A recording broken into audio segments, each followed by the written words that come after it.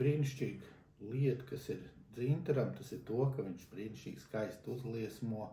Nevelti Vācijā dzintaru sauc par uguns akmeni. Un jau senatnē šos dzintaru sabesto izmantoja ugunī, gan vienkārši bijuši laiki, kad viņš ir kurināts, bet lielākā vērtība ir tieši izmantojot šo uguns rituāliem. Tātad dzintaru sasmalcināt mēs ņemam tādu pulverīti, pulverveidīgu dzintaru, un varam veidot savus uguns rituālus vai piedalīties, vai ir meistari, kas to dara. Gan šīs dzintaru uguns rituālos ir izmantotas ļoti plaši, ir atrast šīs pēdas ne tikai Latvijā un šī reģionā Baltijas jūra, bet arī daudz tālākās zemēs, pat līdz Amerikai ir atrasts. Un viens no šiem veidiem, kā šis dzintars tika izmantots, tas bija tā kā veicot uguns rituālu.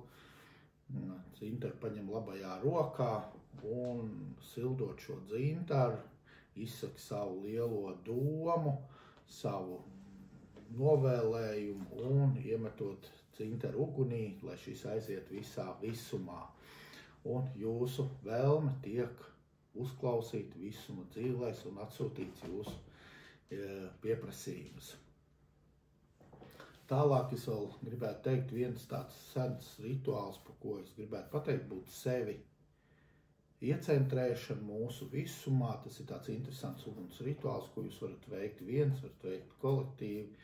Tas būtu tātad paņemam dzintaru atkal labajā rokā, mēs viņu sildot, pagriežamies pret austrumiem, pasakamies austrumiem par sevi un šo visumu pagriežamies pret rietumiem, izsakam tā pret ziemeļiem, dienvidiem, visām 4 debesu pusēm, izsakam pateicību par to, ka mēs esam, izsakam pateicību debesīm, izsakam pateicību zemē un izsakam pateicību sev pie sirds.